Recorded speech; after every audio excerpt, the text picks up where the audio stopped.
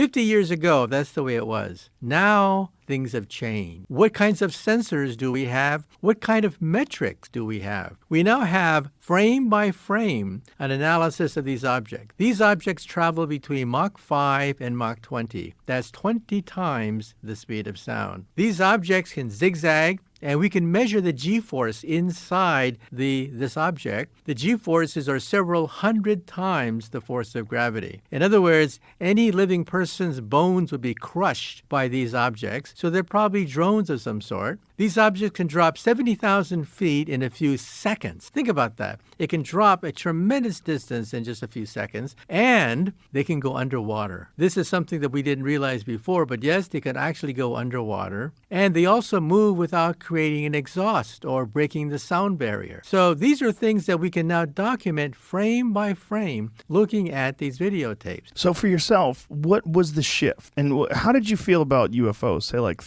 10, 15 years ago? Well, there is this giggle factor, and it's the third rail, of course, of your scientific reputation, if you believe in these things. But the evidence is accumulating over the last several years. Now, when I was first approached by Carolyn Corey, the producer of this film, A Tear in the Sky, I was skeptical. I said to myself, come on. I mean, 5 days? 5 days you're going to look for flying saucers in the sky? What happens if the aliens are camera shy and they don't show up in 5 days? So I was pleasantly surprised when they actually found something. They actually have photographic evidence of objects that can gyrate just the way the Pentagon has said. And so we now have a sea change. A center of gravity has changed with regards to looking at these objects. We no longer simply look at one individual seeing something in the sky. No, we demand hours of videotape, multiple sightings by multiple modes. That's the gold standard now. So what do you think is happening?